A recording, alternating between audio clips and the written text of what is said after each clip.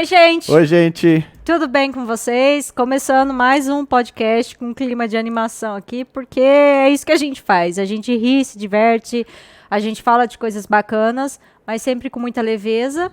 E aí, Thiago, você de novo, tudo bem? Tudo bem, Letícia? Eu tô bem, e você? É sempre um prazer estar aqui. Ai, menino, que bom, porque o que a gente já riu, né, nesses bastidores, né? Demais. Se mostrar ali, a gente já pode criar o nosso já próprio pode programa de humor, né? Exatamente, tranquilamente. Mas, Thiago, vamos lá, né?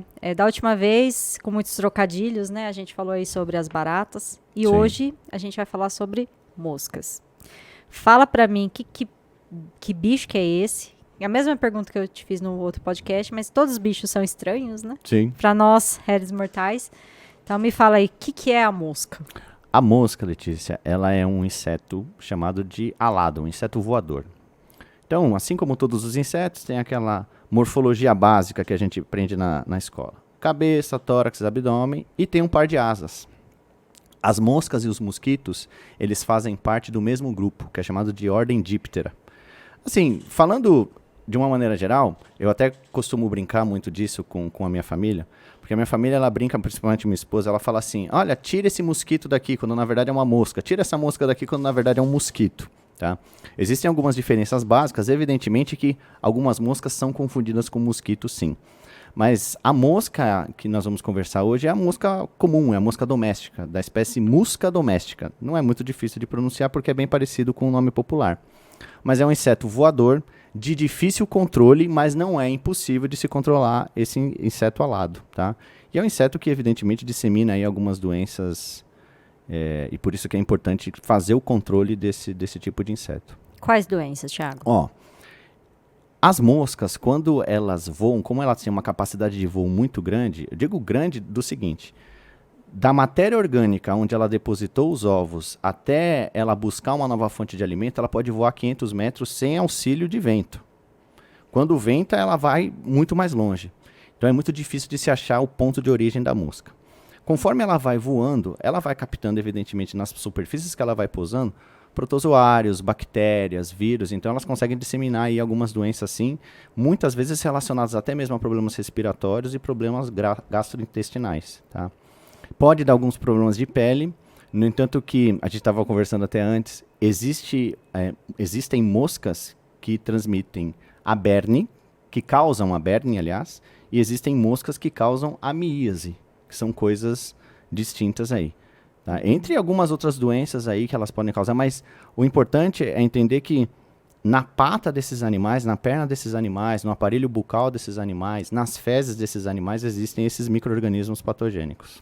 Tiago, você estava falando aí, né, de que algumas moscas, outras espécies delas, podem causar a berne e a outra que eu esqueci o nome. Miíase. Que é miíase. Isso. Explica pra gente o que é a berne, a gente já conhece, é popular, mas essa miíase, apesar de eu acreditar que haja bastante casos significativos, a gente não sabe distinguir. Acho que tudo é berne, né? Isso. Então explica pra gente um pouquinho sobre o que é cada uma. Vou até contar uma história rápida. Tem um curso que eu fui uma vez participar de uma especialista em dípteros, moscas. E ela começou a demonstrar, ela fazia a classificação das moscas, ela começou a demonstrar a diversidade de moscas e a complexidade que tem. Então, muitas vezes, a gente pensa assim, a mosca é a mosca comum, aí tem a varejeira. Toda mosca que é brilhante, o pessoal chama de varejeira. E não é bem assim. É bem difícil de identificar moscas, porque a variedade é imensa. Nessa questão da miíase e da berne, a gente vai no mesmo esquema. As duas moscas são espécies distintas, diferente da mosca doméstica, e elas são também metálicas. Tem um amarelo mais metálico, um verde mais metálico. A berne, que o pessoal conhece popularmente, é quando uma espécie de mosca específica vai até a pele do animal que está intacta, deposita um ovo, desse ovo eclode uma larva e a larva consome a pele até se desenvolver ali. Ela não adentra músculo, não adentra tendões, enfim, ela fica ali superficialmente. É um ovo, uma larva, fica só na pele. Essa é a berne. A miíase é a popular bicheira. O pessoal chama muito de bicheira. É uma outra espécie de mosca que vai justamente em cima de feridas abertas. Aí quando tem algum machucado, alguma ferida, a mosca vai lá e deposita alguns ovos ali naquela ferida eclodem as larvas, e essas larvas vão comer, além da pele, a musculatura, o tendão, então elas acabam se proliferando muito mais. De uma maneira geral, a bicheira é mais grave que a berne, digamos assim, mas o tratamento é praticamente o mesmo, tá? O tratamento é remoção e aplicação de produto de uma maneira tópica, né? Diretamente ali sobre a ferida. Remoção mecânica e aplicação de medicamentos. Legal, Thiago. Legal, no caso, a informação, porque não é nada legal a gente imaginar, né, e até ser vítima de casos assim. Mas legal porque você já desmistificou um tema que eu sempre achei, acho que acredito que a maioria das pessoas também, é que a berne era causada pela mosca doméstica, pela musca doméstica que fala, né? E não é. Então, primeiro ponto. E o segundo ponto que eu queria até perguntar para você, Thiago, o seguinte. A gente sabe que a bicheira, ela é atraída por feridas, né, abertas e tal. E o que atrai a mosca da berne? Porque já que assim, você tinha explicado nos bastidores aí que a pele pode estar intacta e tal, mas o que atrai? É suor? É o quê? Não existe assim uma causa exata, digamos assim, descrita cientificamente. O que existem são teorias, né? Acredita-se que, por exemplo, o suor é um fator que acaba atraindo. Mas o suor é típico do ser humano. E, por exemplo, um boi, onde a característica é diferente. Então, até mesmo exalar o gás carbônico, a quantidade de gás carbônico, ajuda a atrair. Mas, de uma maneira geral, as moscas elas são atraídas pela matéria orgânica, geralmente em decomposição. Então, tem aquela mosca de banheiro, que é chamada de psicoda, tem a mosca doméstica, tem as varejeiras, tem a mosca da berne, tem a mosca da míase. Matéria orgânica em decomposição e matéria fermentada são atrativos para essas moscas. Porque ali tem uma certa fonte de alimento e também um local para deposição dos ovos. Porque depois que elas depositam os ovos, desses ovos eclodem as larvas. E as larvas elas têm que se alimentar justamente dessa matéria orgânica para conseguir se desenvolver e se transformar numa fase adulta. No entanto, que tem uma questão bem interessante de mosca doméstica, tem até algumas piadinhas na internet. O macho, quando ele vai copular a fêmea, ele antes tem que achar um local ideal para atrair essa fêmea para ela depositar os ovos. Que romântico. Por quê? Bem romântico. Só que esse lado romântico ele acaba sendo quebrado quando o local que ele defende não é muito atrativo para nós, que são as matérias orgânicas. Vamos falar de fezes. As fezes fresquinhas ali, matéria orgânica praticamente quase úmida ali, é o ideal, é o momento ideal. Chega uma mosca adulto, macho, naquele local, a outra também vem atrás para quê? Para defender aquele território. E elas chegam a disputar aquele território.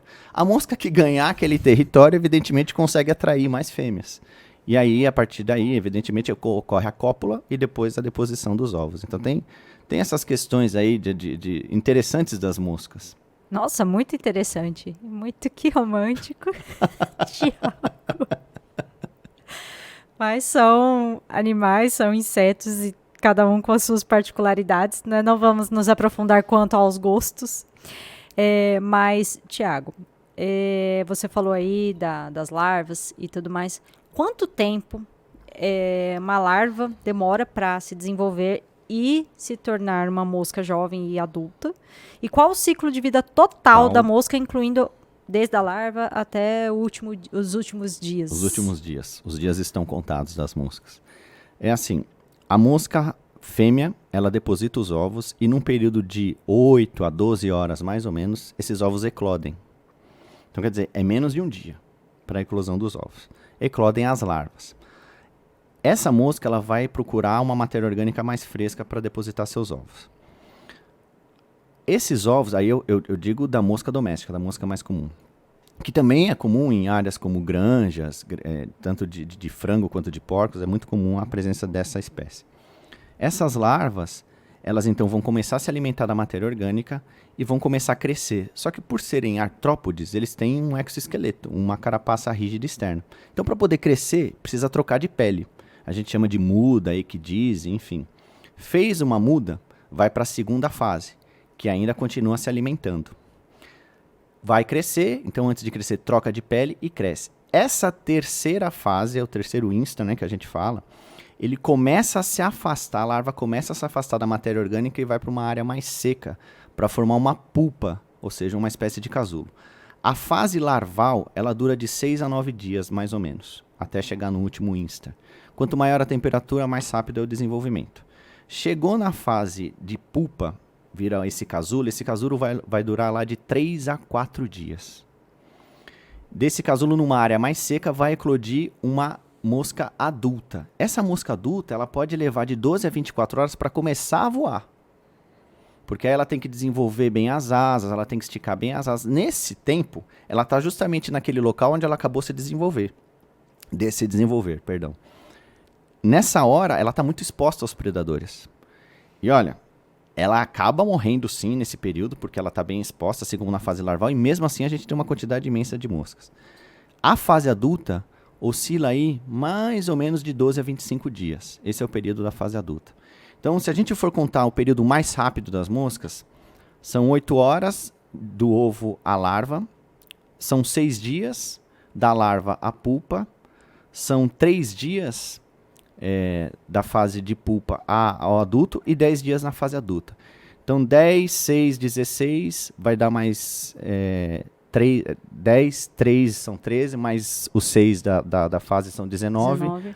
Praticamente aí 19, 20 dias ela já está bem desenvolvida. É a fase completa da mosca, né? O ciclo de vida da mosca é muito rápido, acaba se desenvolvendo muito rápido. Ela tem capacidade assim, geralmente ela não deposita todos os ovos num único ponto. Ela deposita alguns ovos, às vezes são 30 ovos, 60 ovos, 90 ovos num único ponto. Mas ela tem capacidade aí de depositar de 300 a 500 ovos na vida dela. Então é uma reprodução bem significativa e as moscas elas conseguem se proliferar. Lembrando que elas vão para longe. Então tem essa característica aí que elas conseguem atingir até os outros pontos. Tiago, você falou aí de um ponto muito interessante que foi o fato delas conseguirem voar para longe aí, né? E a questão também da fase larval, que é onde elas mais se alimentam, digamos assim. Então isso quer dizer que a mosca e a contribuição que ela dá para a solução de crimes, por exemplo, é fundamental, né? Eu queria que você me explicasse sobre isso. Existe um ramo, pessoal, que chama entomologia forense, que é um ramo extremamente interessante, né? Um ramo bem técnico e que ajuda na solução de alguns crimes, sim, não só utilizando moscas como outros artrópodes, porque existem artrópodes que fazem a decomposição, né? Ou seja, o adulto pode chegar lá num corpo e depositar os ovos. Dependendo da fase que for encontrada, a fase larval, por exemplo, da mosca, está no primeiro instar, no segundo instar, no terceiro instar, dá para ter ideia de quanto tempo aquele corpo, ele está em decomposição, em quanto tempo aconteceu a mortalidade daquela pessoa. Tá? Quanto tempo a pessoa está ali, morta, exposta. Isso justamente verificando a fase larval da mosca nesse ponto. Então, é um estudo evidentemente muito detalhado, né? muito técnico, onde o entomologista forense ele vai até o local e faz análise justamente ali da mosca. Onde ela está, qual é a fase dela, e não só na entomologia forense, Letícia, mas as moscas elas também nos ajudam na questão falando aí de mosca de Berne, por exemplo. Com a mosca da Berne, a larva, aliás, ela se alimenta só da pele. Existem alguns tratamentos médicos de pessoas que se queimaram, então eles estão ali com a primeira camada de pele, segunda camada da pele ainda se recompondo. Para eliminar aquela camada velha que foi queimada, muitos médicos utilizam gases onde tem moscas presas, né? Larvas, aliás, das moscas presas, coloca sobre essa ferida e de uma forma controlada, essas moscas elas vão se alimentando dessa pele velha e vão sendo substituídas periodicamente. Então, as moscas nos ajudam na solução de crimes e também na recuperação dérmica, né, de pessoas que principalmente sofreram ali algumas injúrias, principalmente queimaduras. Nossa, isso é muito interessante, né? A gente não está falando aí para você ter uma mosca de estimação na sua casa, não é isso, gente? Mas se a gente pensar, né, Tiago, todo mundo, todo animal, seja ele inseto, seja ele bonitinho ou não, tem a sua função biológica, né? De certa forma. Só que é lógico, até em episódios anteriores você já comentou, né? Quando sai do controle, aí tem que matar. Exatamente. Né? E que é o caso da mosca doméstica, por exemplo. Porque pelo fato dela conseguir disseminar micro-organismos patogênicos que podem causar doenças, Então a gente tem que fazer o controle das moscas. E aí, eu não sei se você ia falar alguma coisa do tipo, eu acredito que sim, mas eu acho que eu já vou te atropelando aqui. Fica à vontade. O controle de moscas não é fácil de se obter. Por quê? A gente só fica imaginando a mosca adulta. Ah, vou matar a mosca adulta, vou matar a mosca adulta, vou matar a mosca adulta. A mosca, ela pousa, aliás, em várias superfícies. Mosca gosta de superfícies cilíndricas. Mosca prefere as cores vermelho, amarelo, azul e branco. Então, esse tipo de ponto é muito atrativo para as moscas. No entanto que, por exemplo, eu já fui fazer algumas vistorias, acompanhar alguns serviços em granjas, e o carro da empresa, o antigo carro da empresa, era branco. Quando eu voltava para o carro, ele estava quase preto de tanta mosca que tinha. Então, a gente já vê aí que a coloração branca é uma cor bem chamativa para as moscas. Só que se a gente ficar se preocupando apenas com a fase adulta corresponde a mais ou menos 20% do nível de infestação. É ficar secando o gelo. E daí a gente teria que aplicar um produto em pontos específicos onde a mosca vai pousar. Como eu disse anteriormente, a mosca gosta de superfícies cilíndricas e gosta de algumas cores: amarelo, vermelho, azul e branco. Mas ela pode pousar em outras superfícies. As moscas, elas não gostam de voar muito alto, assim, acima de 2 metros, nem muito baixo, abaixo de 1 metro, mais ou menos. Então essa é a faixa de voo das moscas. Se a gente só ficar se preocupando em matar a mosca adulta, primeiro a gente tem que contar com o fato da mosca pousar numa superfície que tem produto. E aí que cometem-se os grandes erros, né? Fala, putz, apliquei o produto ali e não resolveu, o produto não funciona, enfim. Na verdade, será que o produto foi aplicado no ponto certo? Será que a mosca pousou? Porque a gente poderia, por exemplo, agora, vir aqui e aplicar produto sobre a mesa, entrar uma mosca, voar, incomodar você, me incomodar, e ela ir embora e não pousar em nenhum ponto aqui. Ela não vai morrer. O produto está no ar? Não está no ar. O produto está na superfície. Portanto, matar a fase adulta é mais complicado. O ideal é sempre buscar a fase larval, porque está lá na matéria orgânica, se movimenta pouco, é muito mais fácil, é muito mais rápido o controle. E aí você está pegando justamente ali cerca de 70%, 80% do nível de infestação. Aí é bacana utilizar produtos larvicidas. E aí, por exemplo, o Nutrini é um produto da nossa linha que tem larvicida na sua composição. Se achar fonte de matéria orgânica, ajudaria bastante no controle da mosca na fase larval. A gente tem o Trimax, que é um produto de fase da linha profissional. Mata a mosca na fase larval porque tem larvicida. A gente tem o Larvimax, a gente tem o Screen, enfim. A gente tem aí algumas opções, tanto para a linha de venda livre, para a dona de casa, quanto para o controlador, da linha profissional, enfim. Mas o importante é entender essa relação aí, não só ficar querendo matar a mosca adulta ali, porque senão a gente vai secar gelo, só isso. Tiago, e assim, mais uma vez, né, esse ponto muito interessante que você falou, acabou de desmistificar mais um assunto, mas assim, tanto para mosca como para pragas em geral, né? A cultura que a gente tem de matar o animal maior. Sim. E não ter essa preocupação do antes, né? Até porque na fase jovem, acredito eu, você me corrija, tá? Que acontece a fase de reprodução. Não sei se para mosca é assim, mas para não sei como é que é o... É assim, no caso dos insetos, na verdade dos animais de uma maneira geral, a fase jovem é uma fase imatura. Uhum. Imatura, inclusive, sexualmente. Entendi. Então não tem nem órgão reprodutor. O órgão reprodutor é desenvolvido na fase adulta. Na fase adulta já. Na fase adulta. Uhum. Só que a fase jovem, na maioria dos casos dos artrópodes, é a mais numerosa. Uhum. E é como você bem disse, a gente se preocupa muito em matar só a fase adulta e esquece essa fase jovem. Por isso que é importante entender um pouquinho da biologia e do comportamento do bicho.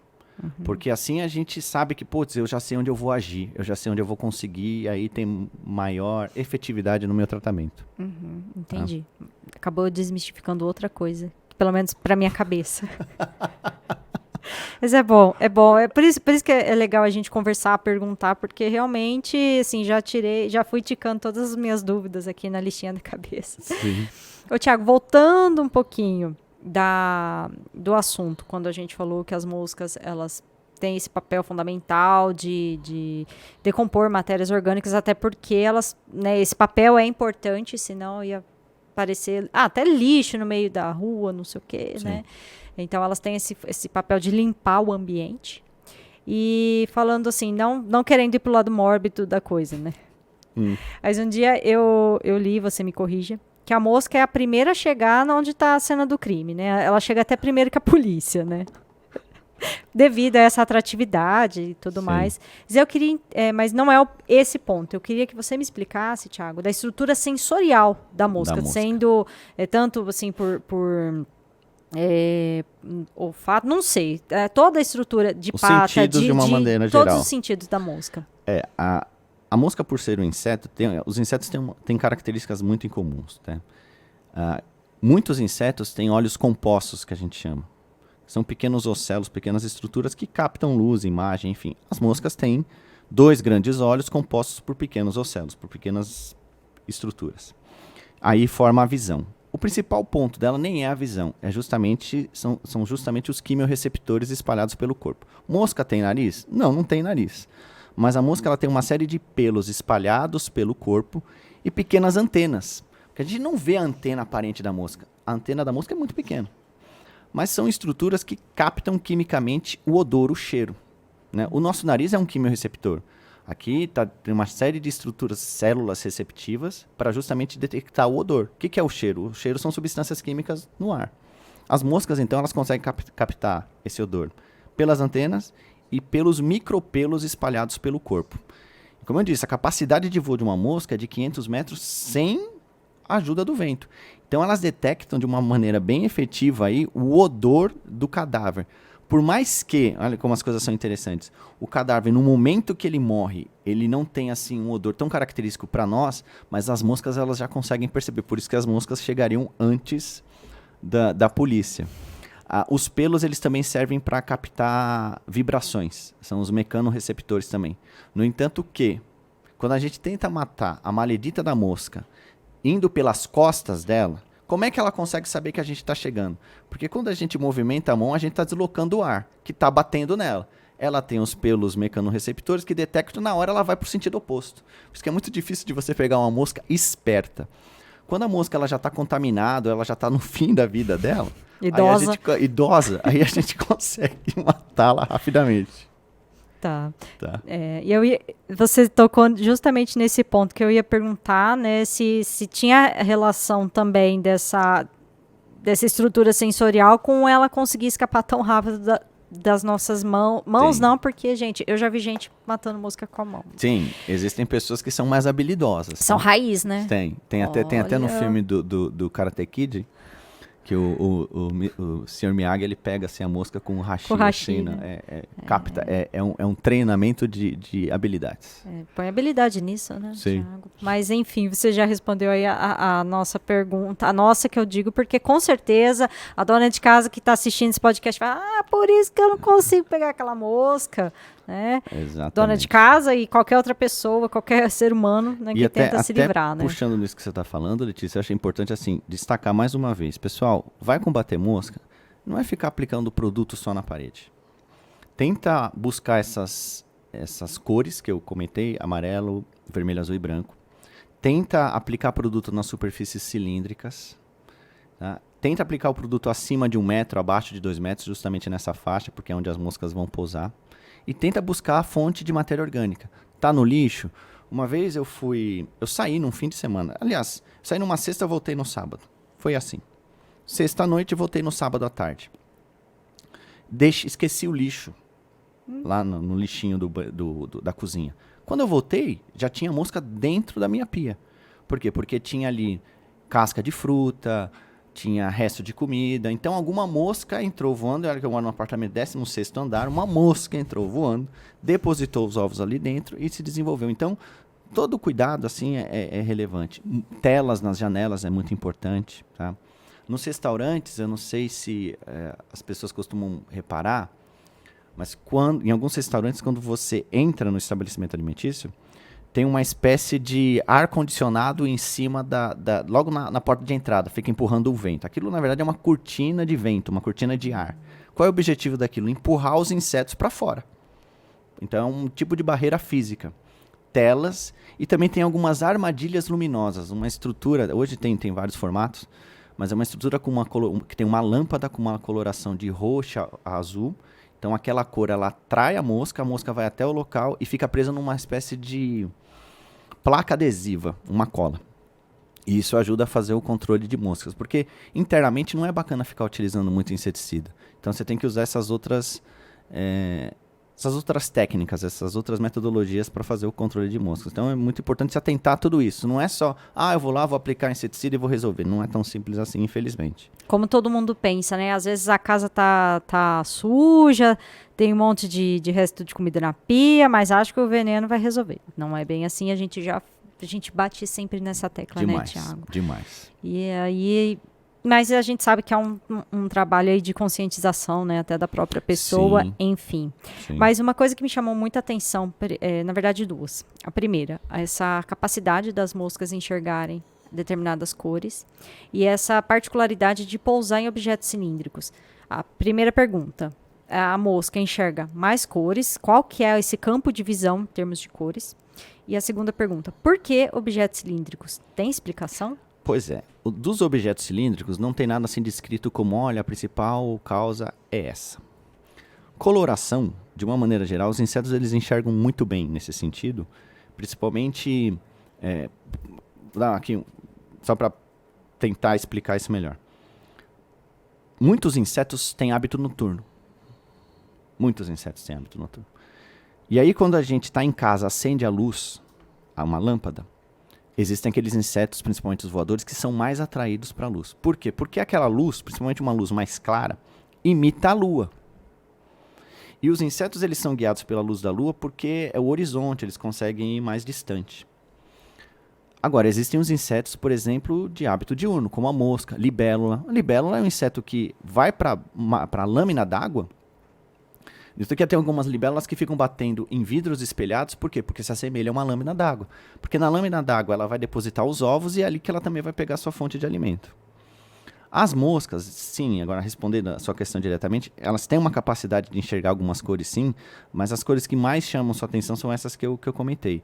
Dá para ela enxergar todas as cores? É muito difícil de descrever isso, tá? Tem o porquê delas serem atraídas mais por objetos cilíndricos? Não tem nenhuma explicação muito plausível para isso. A gente tem visto isso na prática. Tem uma coisa bem interessante. Extintor. Extintor é cilíndrico e é vermelho. Sempre onde tem infestação de moscas, vai ter uma pelo menos pousada no extintor, se houver um extintor no local. Por essas características. Agora, te falar assim, qual é a origem exata disso? Eu confesso para você, Letícia, se eu falar, eu vou estar inventando, entendeu? Então, deixa quieto. Deixa quieto.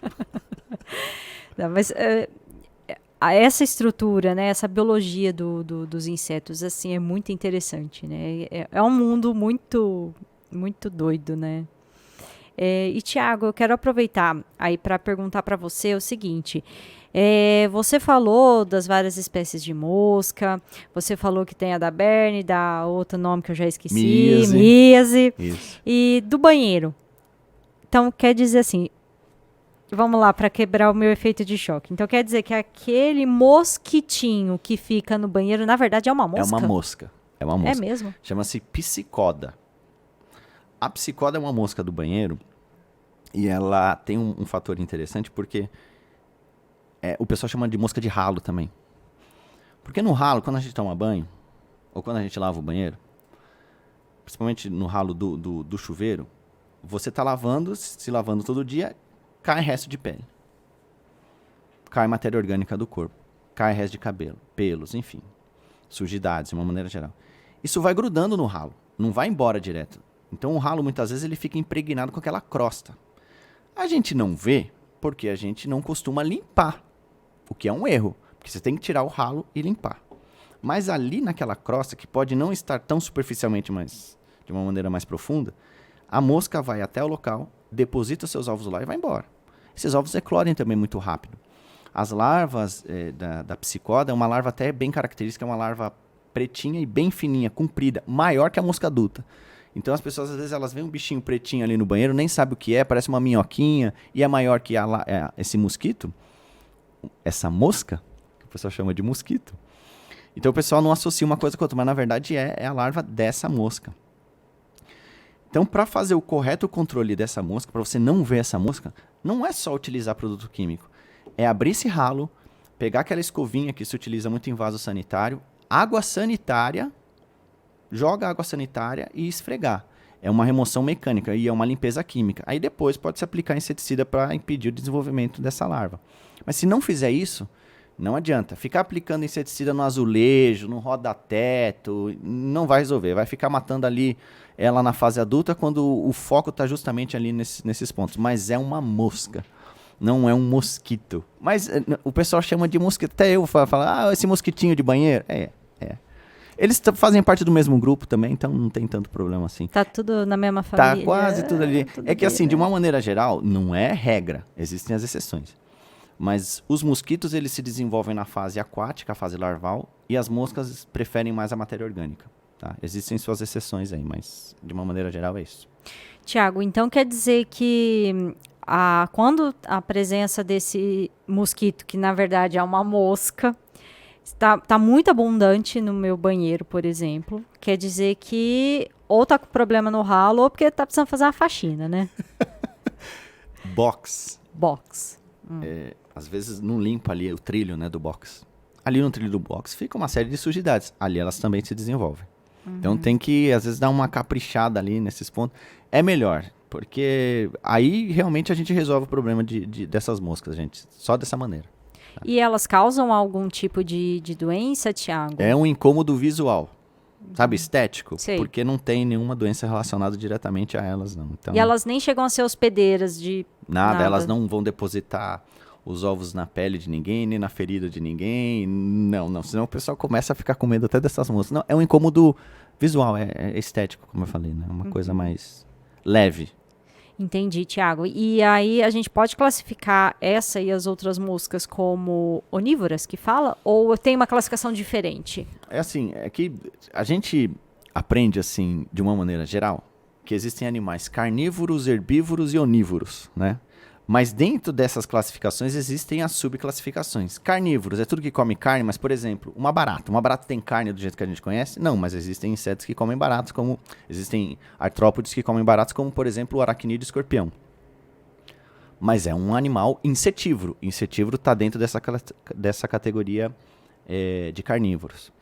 A mosca, ela pode ser considerada, sim, de hábito onívoro decompositor. Aí tem a onivoria, tem o hábito de decomposição. Mesmo porque ela vai... É que assim, a mosca, se você deixar uma carne descongelando, vai sair aquele líquido que o pessoal chama de sangue. Não é sangue, é o líquido da carne. A mosca pousa ali, ela vai se alimentar. Se você deixa uma sopa dando bobeira, tem uma mosca na minha sopa, então a mosca vai lá e vai se alimentar. Se você deixa açúcar exposto, a mosca vai lá. Tanto que tem até uma questão interessante. Moscas, elas gostam muito de substâncias açucaradas.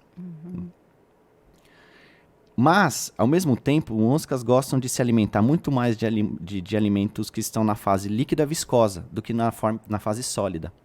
Por quê?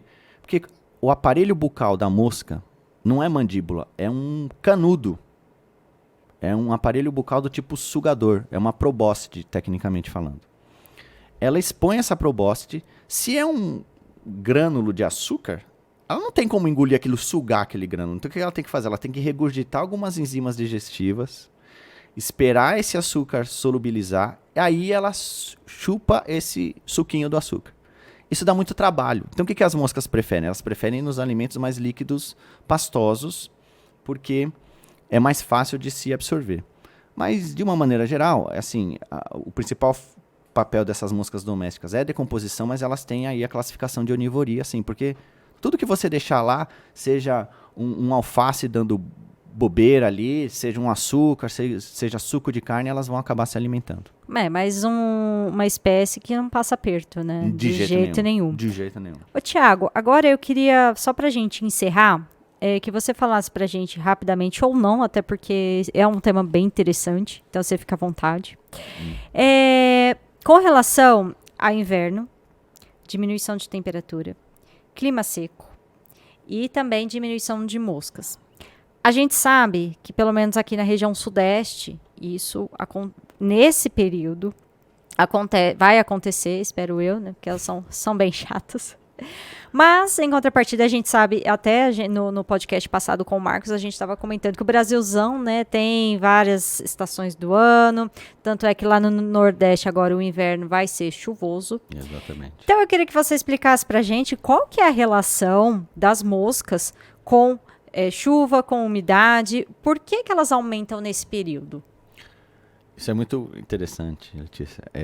Primeiro, gente, assistam um podcast sobre as pragas, controle químico, né, de pragas no outono, preventivo. Porque muitas pessoas se preocupam muito no controle de pragas nas épocas mais quentes, onde elas costumam aparecer. E dessa forma a gente vai estar também fazendo algo paliativo, secando o gelo.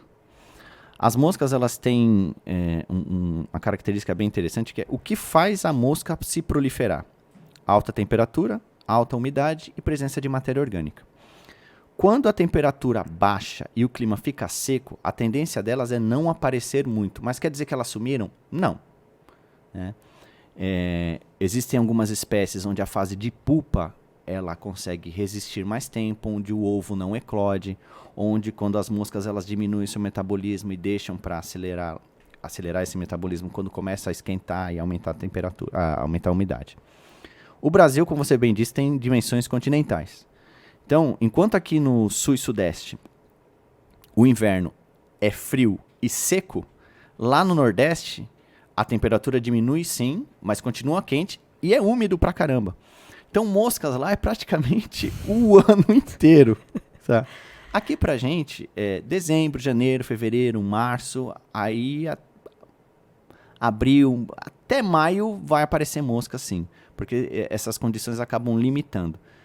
Não quer dizer que a gente pode dar bobeira, eu vou pegar o lixo, eu vou deixar exposto, ou então eu vou jogar, não vou acondicionar esse lixo de uma forma correta, eu não vou coletar as fezes do meu cachorro, porque isso acaba atraindo as moscas mesmo nessa época do ano. Mas elas são menos frequentes, digamos assim, tá?